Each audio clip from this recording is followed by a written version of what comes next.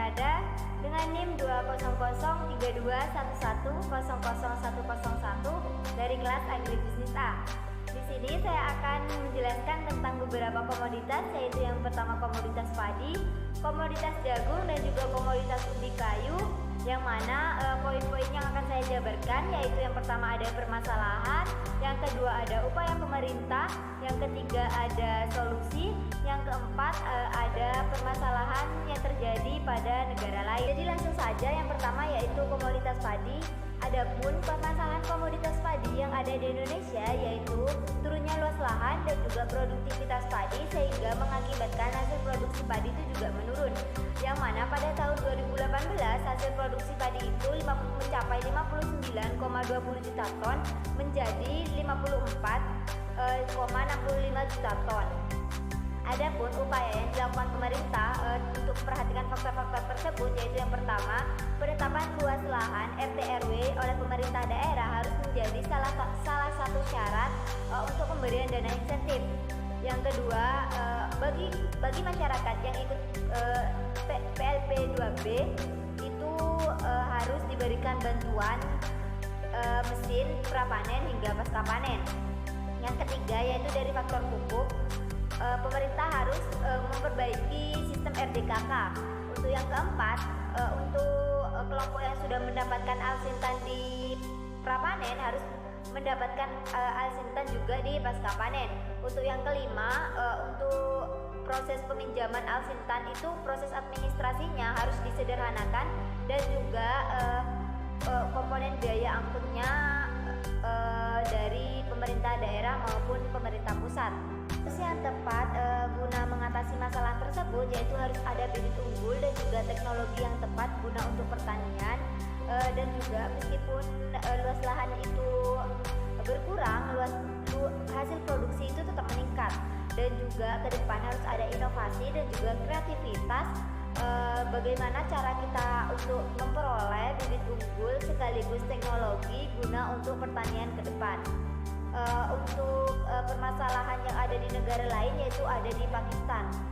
Untuk permasalahan yang ada di Pakistan itu juga produktivitas usaha taninya itu rendah.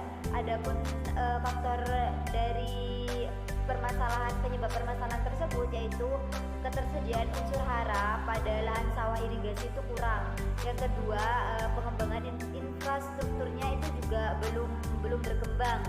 Dan juga yang ketiga, persediaan benih itu sangat terbatas. Yang kedua yaitu komoditas jagung, yang dimana permasalahan pada komoditas ini yaitu yang pertama, tingginya kadar air pada jagung lokal sekitar 15%, dan juga kenaikan harga yang cukup tinggi sehingga kerap terjadi fluktuasi. Upaya pemerintah untuk menangani faktor-faktor tersebut yaitu yang pertama, perlu diadakannya operasi untuk mengendalikan harga jagung. Yang kedua yaitu adanya kebijakan fiskal khusus untuk ekspor dan impor jagung. Yang ketiga yaitu memastikan pasokan jagung di dalam negeri itu memenuhi permintaan nasional. Yang keempat, ketahanan pangan lokal itu perlu terus didorong. Dan yang kelima, perlu adanya kebijakan dan juga regulasi baru untuk mengamankan lahan-lahan pertanian. Solusi untuk permasalahan tersebut yaitu yang pertama, perlu adanya pengoptimalan lahan dan juga produksi jagung, dan juga yang kedua perlu adanya perbaikan subsistem dari subsistem hulu hingga subsistem hilir agar terjadi kesinambungan. Untuk permasalahan di negara lain sendiri yaitu ada di negara Cina, di mana pada negara Cina ini terjadi penurunan harga jagung yang cukup signifikan yaitu sekitar 13%. Dan dari faktor impornya sendiri pada tahun 2020 hingga 2021 terjadi penurunan dari 20 juta ton menjadi 9 juta ton. Untuk komoditas yang terakhir yaitu komoditas ubi kayu, yang dimana permasalahan pada komoditas ini yaitu yang pertama masih rendahnya penerapan teknologi, yang kedua yaitu terbatasnya modal usaha tani, dan yang ketiga yaitu terjadinya fluktuasi produksi dan harga pada saat panen raya. Untuk kebijakannya sendiri, pemerintah telah merancang revitalisasi pertanian perikanan dan juga kehutanan pada RPPK pada 11 Juni 2005. Diharapkan rancangan tersebut bisa mengurangi pengangguran dan